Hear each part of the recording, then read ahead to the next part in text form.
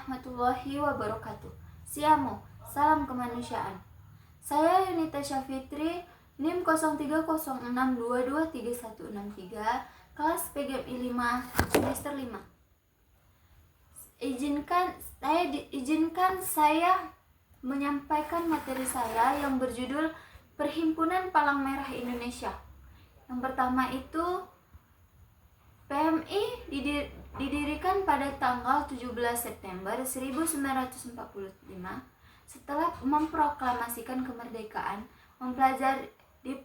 dipelopori oleh Dr. Buntaro atas perintah Presiden Soekarno. Upaya pembentukan ini sudah dimulai sejak masa kolonial Belanda dan pendukung Jepang, namun selalu tertunda. PMI diakui secara internasional oleh IRC pada tanggal 15 Juni 1950 dan menjadi anggota Liga Perhimpunan Palang Merah pada tanggal 16 Oktober 1950. Selanjutnya ada nama tokoh yang pernah menjabat ketua PMI. Yang pertama itu Dr. Andes Muhammad Hatta. Yang kedua Sutarjo Karto di Koesuimo. Yang ketiga itu BPH Bintaro. Yang keempat Prof. Dr. Bahdur Johan. Yang kelima PAA Paku Alam. Dan yang keenam Letjen Abri Basuki Rahmat. Selanjutnya itu dasar hukum PMI. Keberadaan perhimpunan PMI dengan segala aktivitasnya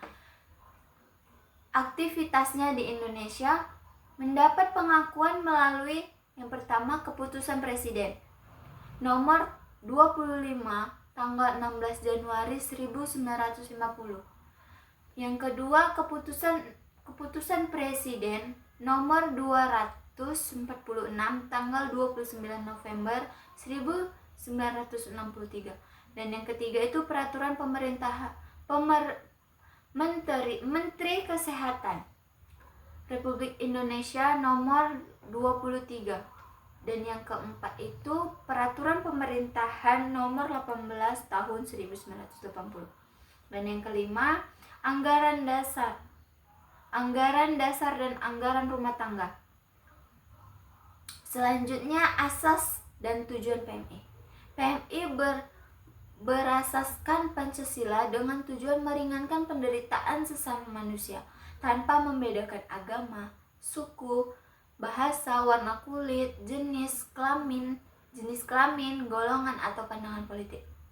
Adapun anggota PMI, yang pertama itu anggota remaja usia 10 sampai 17 tahun bergabung dalam Palang Merah Remaja yang terdaftar di PMI cabang.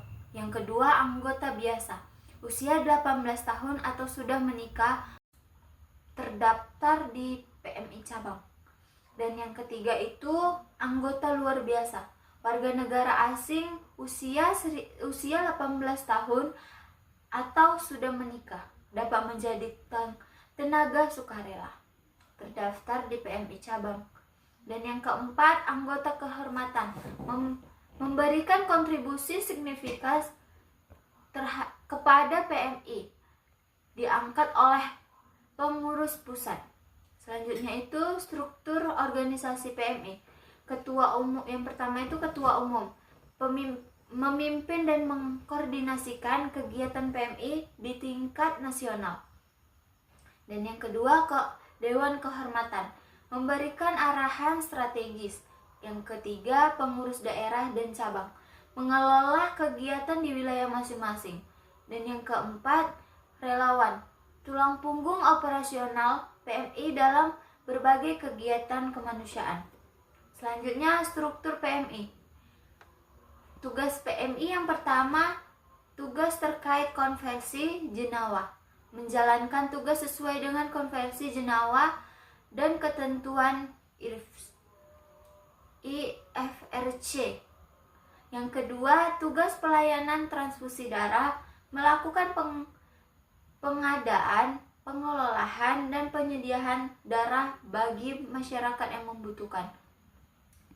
Selanjutnya itu kesimpulan.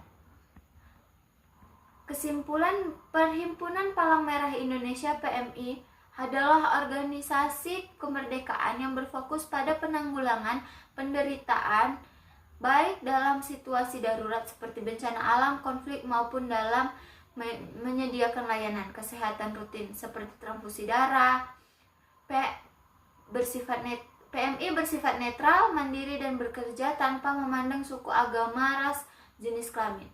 Baiklah, ini saja yang dapat saya sampaikan. Wabillahi taufiq wal hidayah. Wassalamualaikum warahmatullahi wabarakatuh.